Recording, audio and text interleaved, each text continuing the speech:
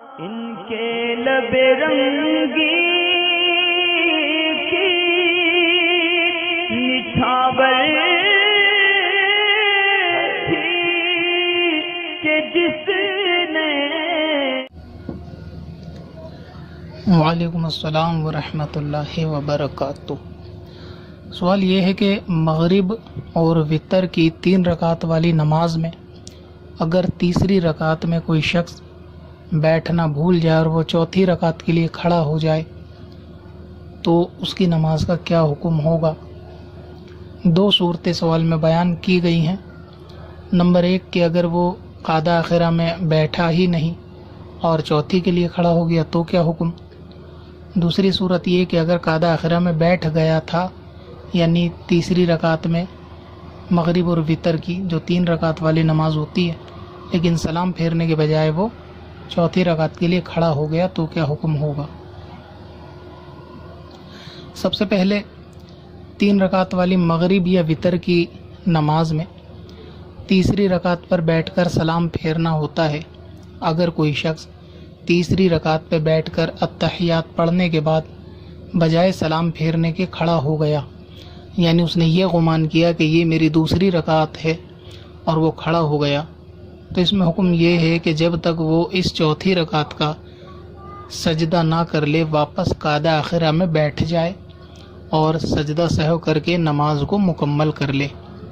یعنی چوتھی رکعت کے لیے وتر ہو یا مغرب ہو، کھڑا ہوا اور اس کو یاد آ گیا کہ یہ چوتھی رکعت ہے اور یہ نماز 3 رکعت ہی کی ہوتی ہے،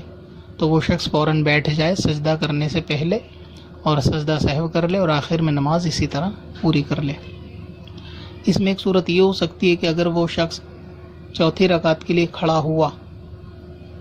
اور اس نے چوتھی رکعت کا سجدہ بھی کر لیا، اب اس کو یاد آتا ہے کہ یہ جو میں نے سجدہ کرا یہ 4 رکعت میری چوتھی چل رہی ہے، تو اس صورت میں پھر اس کو 1 رکعت اور پڑھنی چاہیے، مطلب 5ویں رکعت بھی مکمل کر لے اور آخر میں سجدہ سہو کر کے نماز مکمل کر لے۔ مغرب اور وتر 3 اس کی رکعتیں اس میں ادا ہو جائیں گی اور باقی 2 رکعت نماز نفل ہو جائے گی، کیونکہ 1 رکعت کی نفل ہوتی نہیں اور 4 رکعت کی مغرب ہوتی نہیں، اس لیے جب یہ چوتھی کا سجدہ کرے گا تو اس کو 1 رکعت اور ملا کر 5ویں کر لینا چاہیے، تاکہ 3 رکعت کی وتر یا مغرب جس میں بھی مسئلہ پیش آیا ہو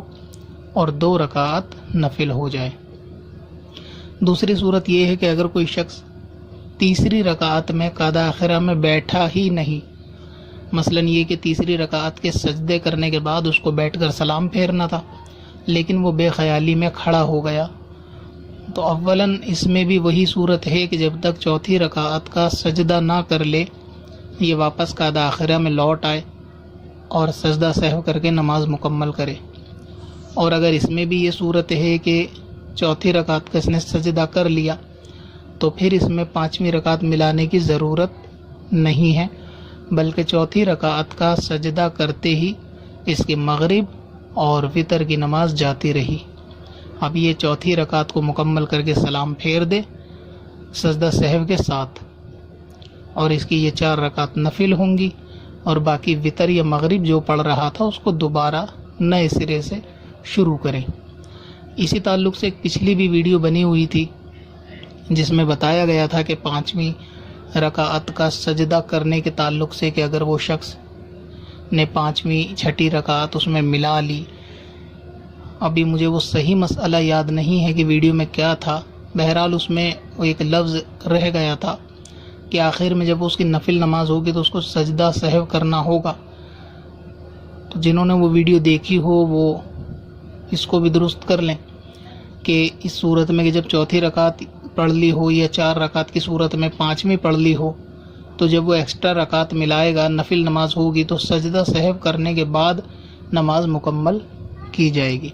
تو وتر یا مغرب میں اگر 3 رکعت میں یہ مسئلہ پیش آتا ہے، یہ 4 رکعت کے لیے اگر کوئی کھڑا ہو جاتا ہے تو اس کو اولاً چاہیے کہ فوراً بیٹھ جائے، یاد نہ آئے سجدہ کر چکا ہو چوتھی رکعت کا تو پھر 1 رکعت زائد اس میں